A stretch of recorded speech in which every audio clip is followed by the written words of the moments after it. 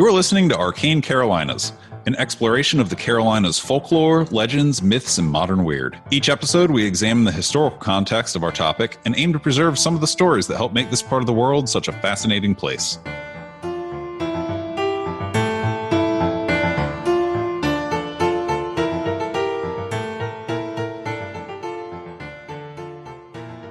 Welcome to Arcane Carolinas. I am award-winning author Michael G. Williams, and I am not accustomed to doing the intro, so I'm not really sure if there's anything else in particular that I'm supposed to say other than this episode will be talking about one of my favorite topics.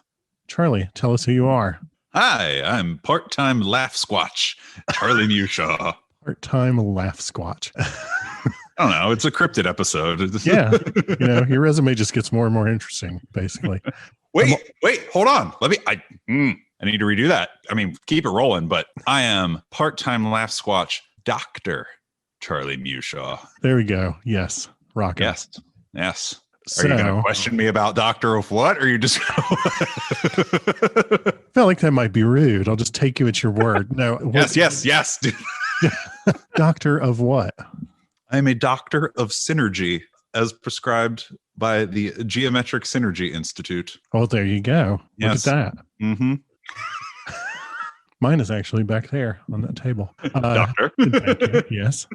So this episode, we're going to be talking about Thunderbirds.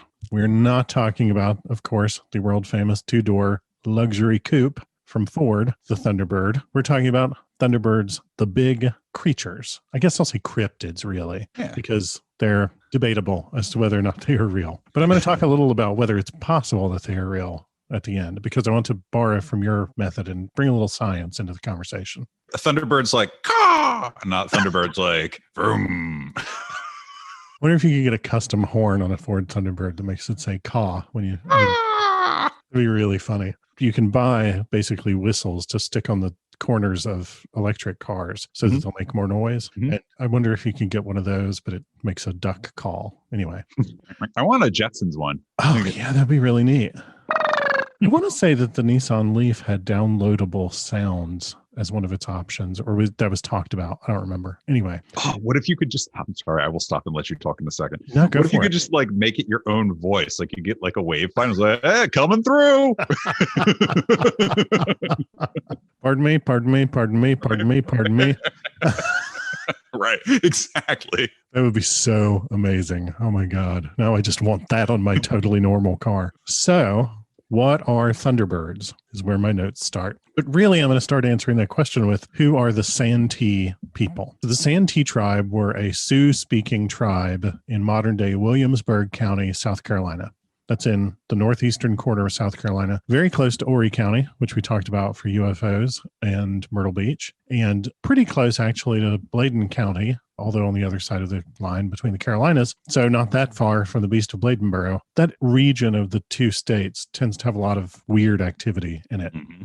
The Santee people lived in what is now Williamsburg County, South Carolina. Williamsburg County was established by colonists in the early 18th century. Traditionally, we think of Siouan tribes as being like Midwestern Great Plains tribes. Yeah. And that's where the Sioux languages were mostly spoken. But there was actually a sort of a narrow band of Siouan peoples from Maryland into Virginia to North Carolina. And then the Santee were sort of the very southernmost end of that band of Siouan peoples. They had relations with multiple bands of the Cherokee and a lot of other Native American tribes around them. And they actually lived near monuments that had been erected by the Mississippian culture. So this was a place that had seen a lot of cultural turnover and a lot of cultural interrelation. It's a melting pot. It was very much a melting pot. There are earthen mounds in Williamsburg County that are believed to have been built by the Mississippian culture before the Santee moved into the region. There's a lot of really fascinating archaeological history there and about the shifting Native American cultures that occupied the region. When colonizers showed up,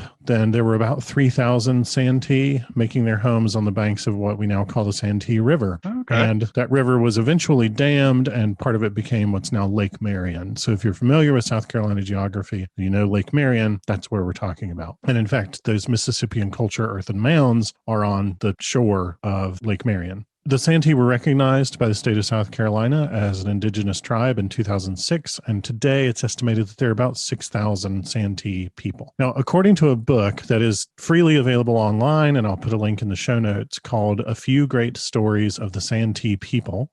That's such a wonderful title. It's a Isn't few it? great stories. Not too many. It's like when you talk about a season of a show, you're like, there's a few great episodes in there. Exactly.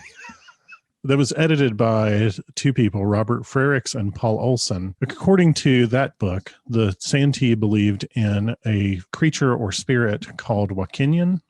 Kenyan is a Sioux-derived word. It was the Santee word for to fly. And Wakinian, if you go look it up, you're going to see it listed as being a Lakota word. But Lakota was another member of the Sioux language family. So it's just a word that was shared across multiple variants of the Sioux language. So Kenyan meant to fly, and Wakinian were sort of the embodiments of this spirit of flight and power. They believed in several specific varieties of Wakinian, and those each came sort of with a different significance from the others. The Santee people lived in this place, and they had very developed beliefs around what for them were very real beings that we today would call thunderbirds. Some of them were feathered, some of them were not feathered. They came in different colors. It's like a real diversity of the population.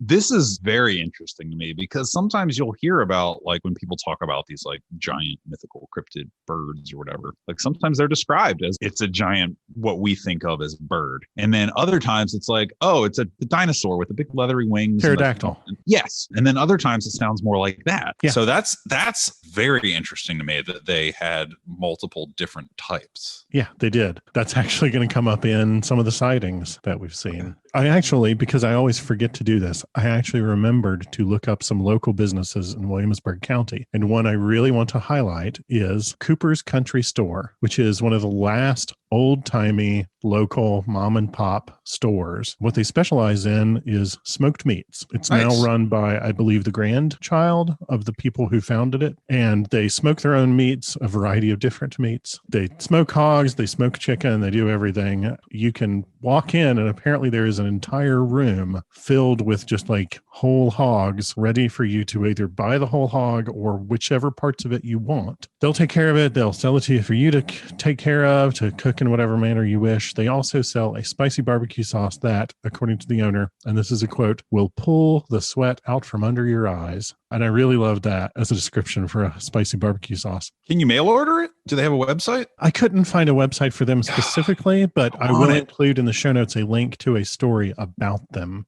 I'll do a little more digging after this to see if I can find a link directly to them. I need that eye sweat. Yeah. And it's an old gas station. Like, it was originally established as a gas station on the roadside that would also sell whatever they had around. And now it's kind of like turned into this retro mom and pop country store kind of place. They make their own sausage, you name it. They do all that. So it looks really interesting. And one day, if I ever find myself in the wilds of Williamsburg County, I will stop looking up for thunderbirds and go to this place.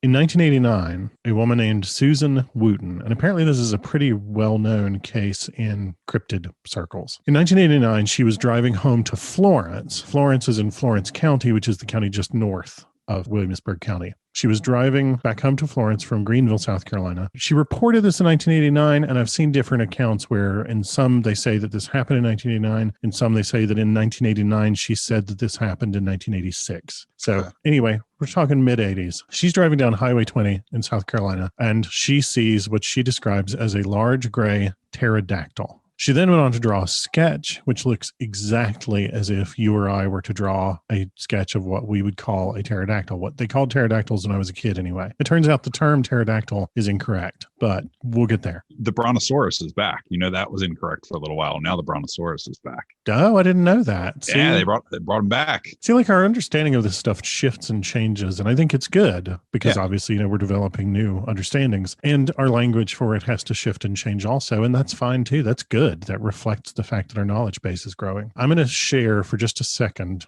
a scan of the drawing that Susan Wooten did with you. And me share my screen. Can you see that? Yes. You know what it reminds me of? The old ads where they'd be like, do you have the potential to be an artist? And they would send you a pamphlet and it'd be like, if you can draw the turtle, you. Yes.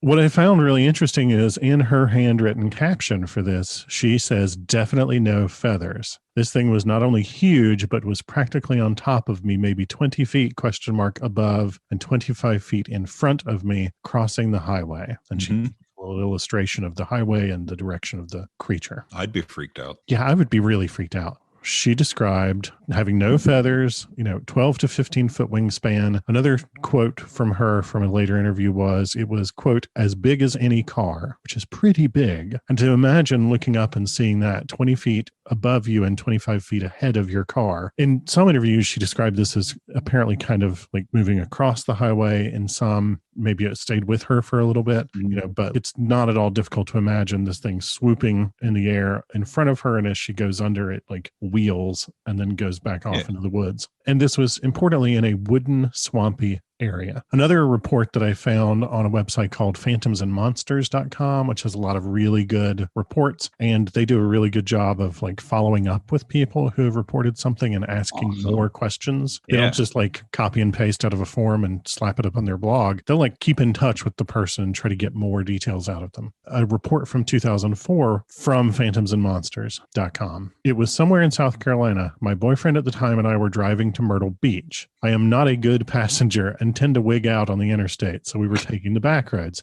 Like, I feel you. It was pretty late at night. We had just gone through some little podunk town, and we're in the woods now, Pine Tree Woods. He was driving, and I looked over at him. Through the window on his side, it looked like someone's laundry had come off the line and was getting blown around, like a big bed sheet getting hit by gusts of wind, except we were in the woods, and there were too many trees around for it to be laundry blowing around. So I'm looking dead at this big white thing, and my brain couldn't wrap around what it was, but it was coming straight at the car. The closest thing I can think of would be a pterodactyl. I'm panicking and positive we are going to die, so I'm screaming, go, go, go, and my eyes are squeezed shut, and there is no way in hell I'm going to watch it kill us. Again, I feel you. With the UFO lights in Sunset Beach, I was very much like, oh my God, we're about to get killed, and this is going to be awful. And I understand where she's coming from.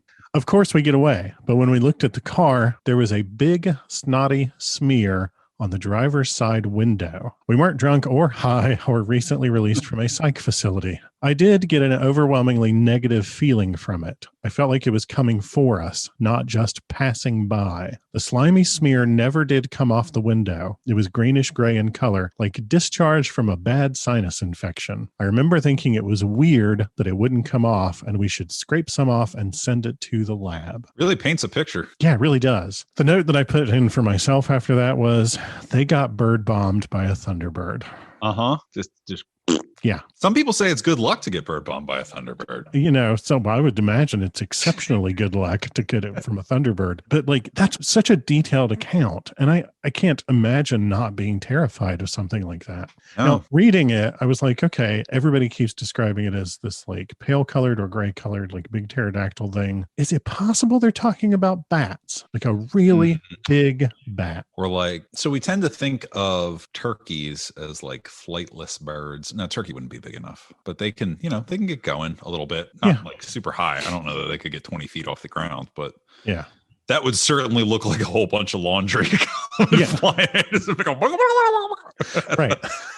And no sooner did I think, is it possible they're talking about bats, than I saw this report on phantomsandmonsters.com from 2013 in Pickens, South Carolina, which, again, it's South Carolina. One night, while coming home from my girlfriend's house, I saw something flying towards my car through the night sky at about 7:30 a.m. It had leather-like wings and was almost as big across as the windshield. I did not get a good look because it was dark, but it had almost orange-reddish eyes and swooped up before it smashed into the windshield of the car. The whole time I was pumping the brakes, afraid it was going to smash into the car. I told my parents, but they tried to convince me it was a bat.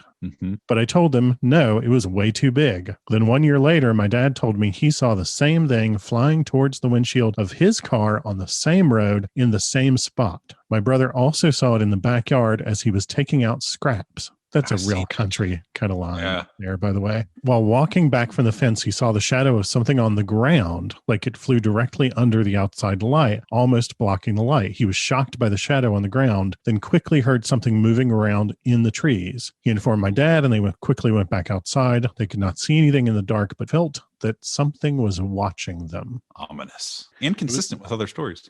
Very consistent and super ominous, and that creepy feeling of like knowing that people are watched. So often we hear that in cryptid stories of all kinds of cryptids. I just knew that something was watching me. And I think anybody who has experienced that knows that feeling. The few times in my life when I have experienced that feeling, a part of it was being very certain that it did not come from within. It was something, that I was picking up. I could have been wrong. It's a very subjective experience, but he goes on to say, it was in Pickens, South Carolina, on a back road called Shady Grove Road. The wings were bat-like and did not appear to be covered with feathers. I did not really get a good look at the body. It happened so fast, but the wings were so noticeable because of the size and shape. The thing was at least the length of the windshield, wingtip to wingtip. It was flying at an angle towards the car. I don't know if it came over the hill on the right side of me or from the field on the left. It was still pretty dark, and it was flying at good speed as it almost impacted my car. It was about the size of a man with long wings.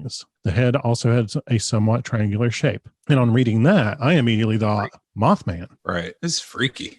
Yeah, super freaky. Like Mothman from West Virginia, I'm sure that people who are listening to this know who Mothman is, but just in case, a big humanoid with big, what are described as fuzzy gray wings that likes to fly directly at cars and has orange reddish shining eyes. The person who maintains the next website that I'm going to talk about immediately said, well, that sounds to me like, oh no, I think it was Phantoms and Monsters said that to them that sounded more like Mothman. But, we don't know what pterodactyls or pterosaurs, as they're more properly referred to, looked like other than their skeletons. So we don't know. So I did a little more digging into other accounts because it turns out South Carolina is kind of one of the hot spots for Thunderbird sightings around the world. They're seen in many, many, many places, anywhere from the South Pacific to Canada to, the American West. Some in South America. Absolutely. Well. And there are a lot of reports of just straight up pterodactyls or pterosaurs in South America. And some of those reports, if I remember correctly, are some of where Sir Arthur Conan Doyle got his ideas for the Lost World books. Mm-hmm.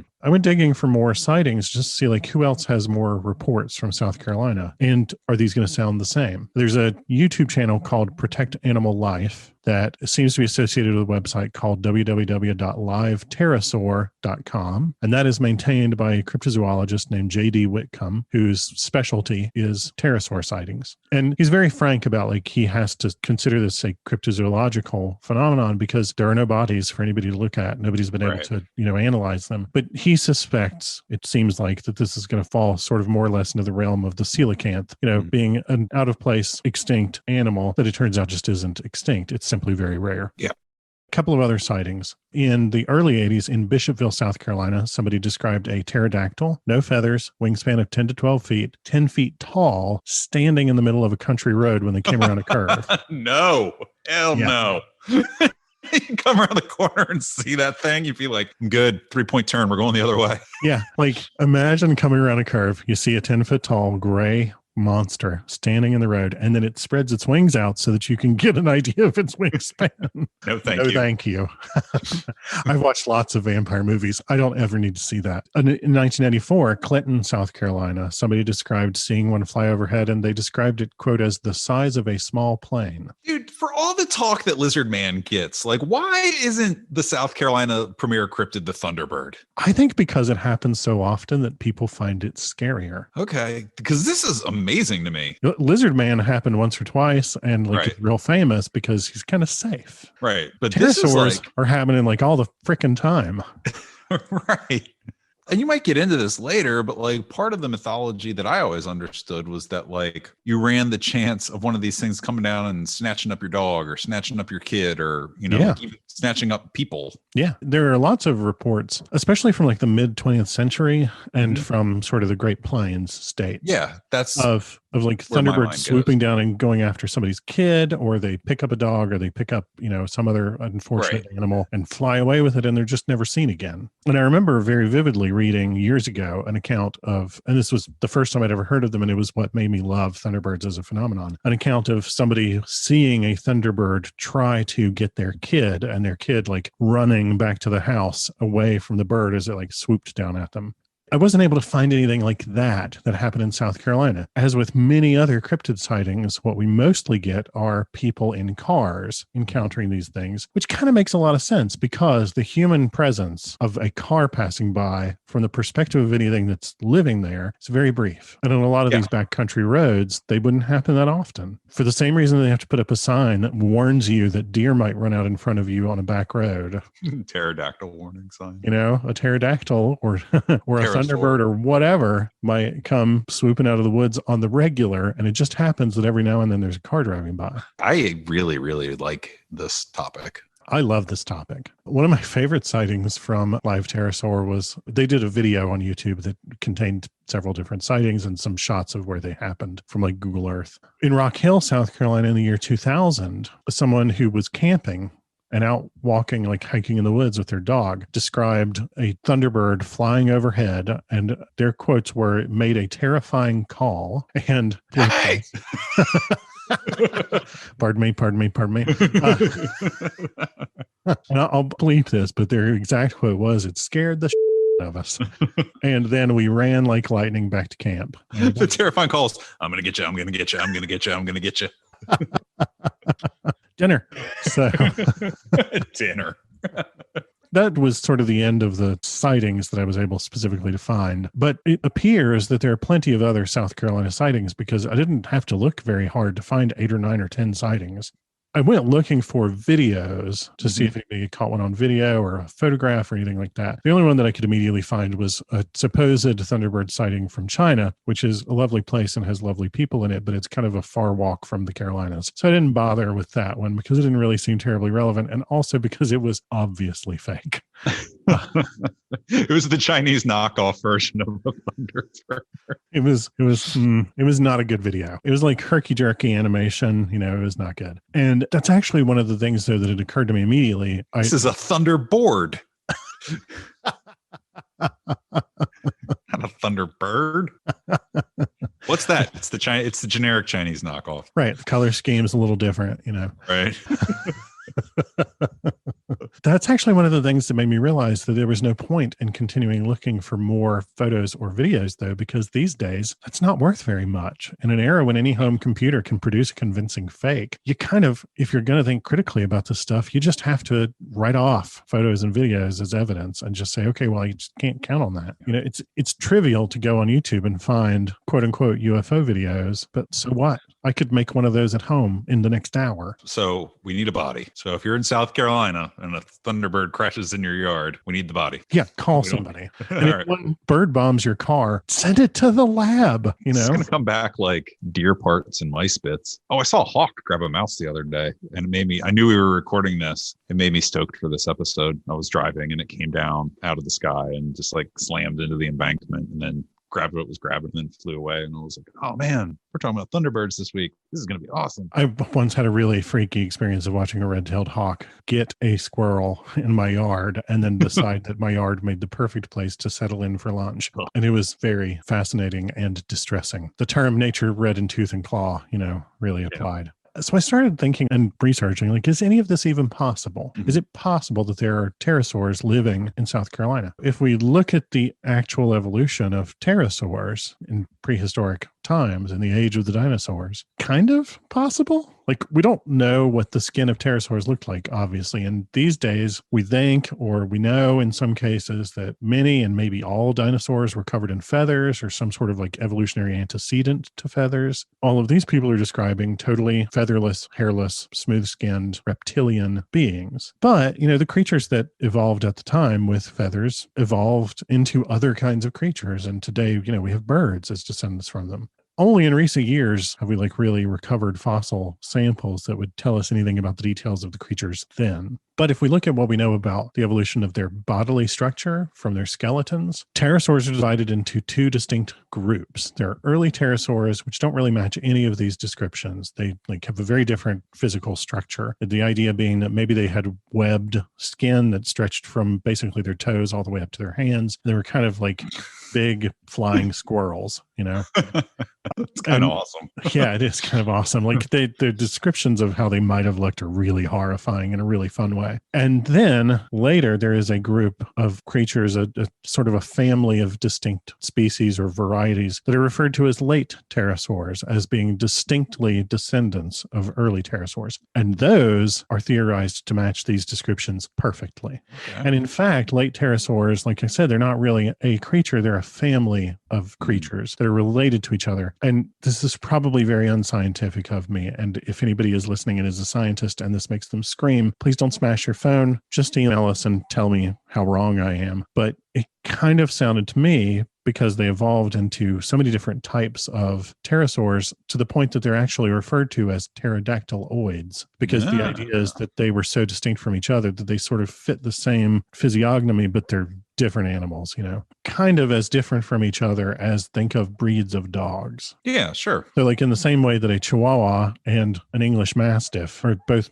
dogs, they're obviously very different from each other, and they would thrive in different climates and are the results of living in different areas and having access to different kinds of foods and obviously human intervention. But late pterosaurs evolved very differently from each other and adapted very rapidly in many ways to the environments where they lived, to have different structures and different capabilities to thrive in those environments. And that's interesting to me in part because Thunderbird sightings come from so many different places in the world. Mm-hmm. So why couldn't late pterosaurs have evolved to survive in just as wildly varied environments? What we know about them suggests, like I said, that real diversity in appearance and behavior, and everything that I read about late pterosaurs suggests that they were as different from early pterosaurs as either that Mastiff or that Chihuahua is from a wolf. Yeah. But they're seen in a variety of different climates around the world, everywhere from the islands of South Pacific to Utah to Arkansas to Hawaii. Apparently Utah, Arkansas, and Hawaii are real hotspots in the U.S., but South Carolina is up there, to northern Canada.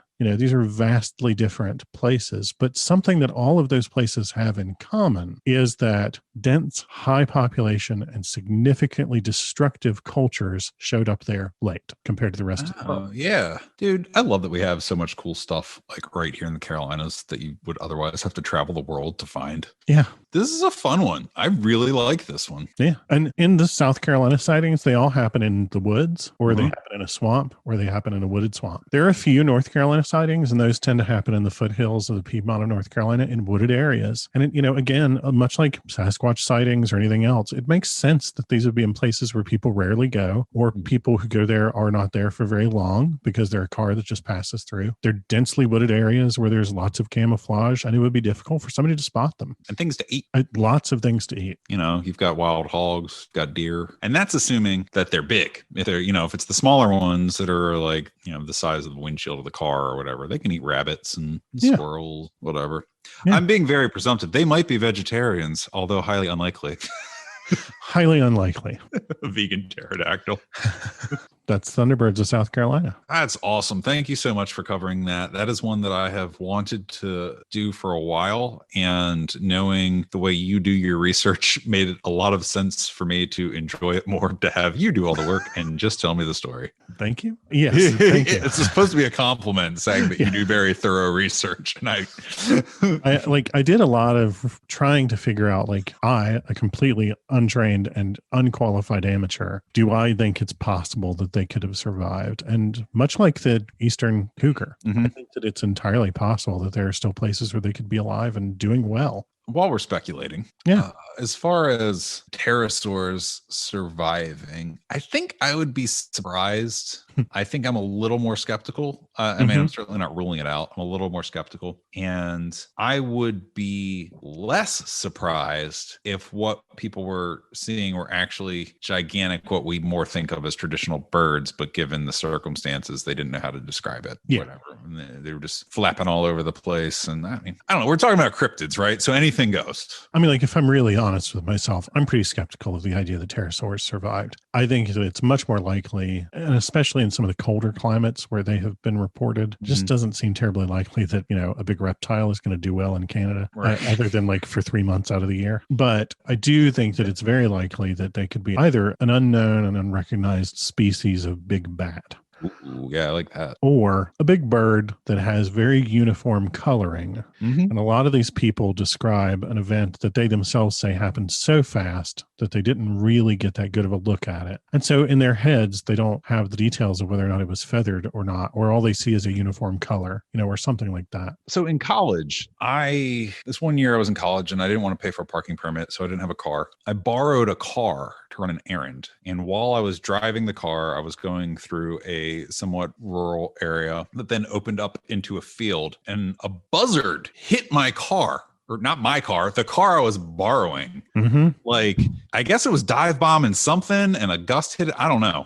But this giant bird whose wingspan was decidedly broader than the windshield of the, like Camry or whatever it was, and just bam, and left a big nasty smudge on the windshield. And like, it happened in a blink. And all I saw was like dark gray or black and just wham. And then kept driving and was like, what? But I was so freaked out because it wasn't my car. And I was like, oh no, damage. What did I just hit? And all this stuff. So I like pulled over, got out. I was like, oh, it was a buzzard, but it was huge, absolutely massive. So I could see that things happen really quickly and people misinterpret it. Having gone through that myself and then having to go back and be like, yeah, so your car's dirty, but it doesn't appear to have dented or cracked or here's your keys. Thanks.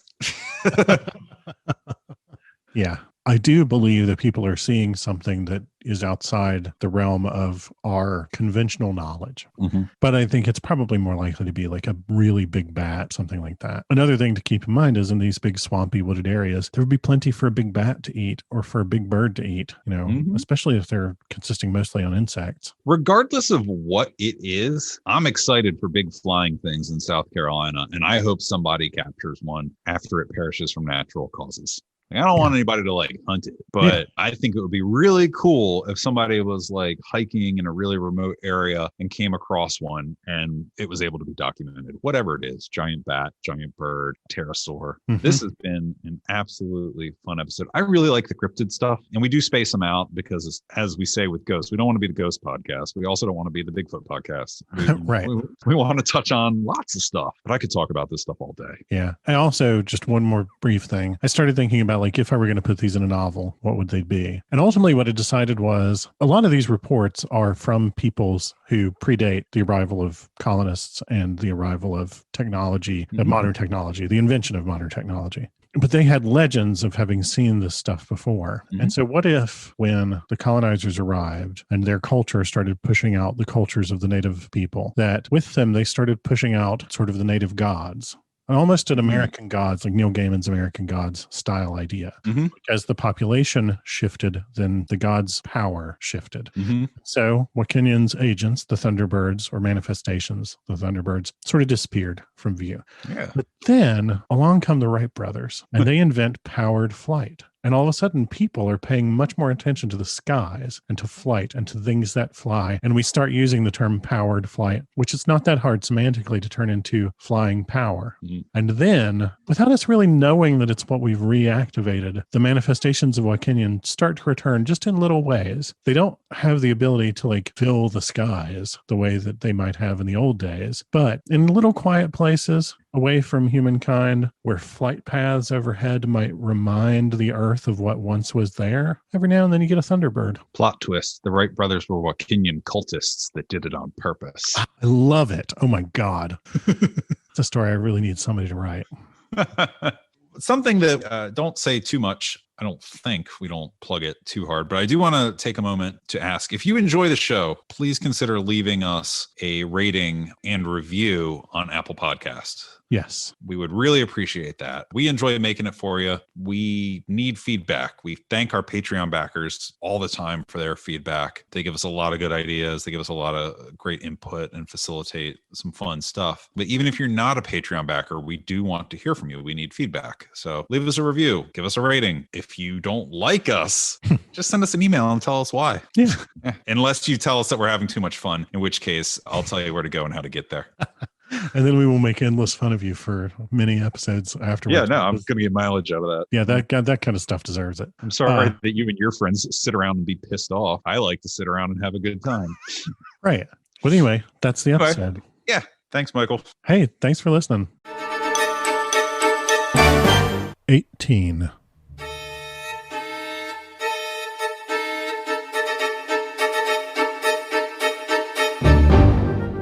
You've been listening to Arcane Carolinas. Thanks for joining us. If you liked it, give us a rating, leave a comment. If you didn't like it, send us an email and tell us why. If you're not wrong, we'll try to fix it. And if you're interested in award-winning speculative fiction, including science fiction, urban fantasy, and horror, find me, Michael G. Williams, at www.michaelgwilliamsbooks.com and check out Falstaff Books at falstaffbooks.com. If you'd like to pick up some Arcane Carolinas merch, look at behind-the-scenes info, pictures, videos, stuff like that, all the things that get cut, check out arcanecarolinas.com, where you can get access to our Patreon, our Facebook, our Twitter, our Instagram, all that in one place, including the merch store. Buy a shirt. Clothe your body. Drape your body in our wares.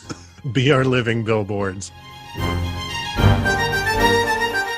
You do it. You say, welcome to Arcane Carolinas. Okay. There's your stinger.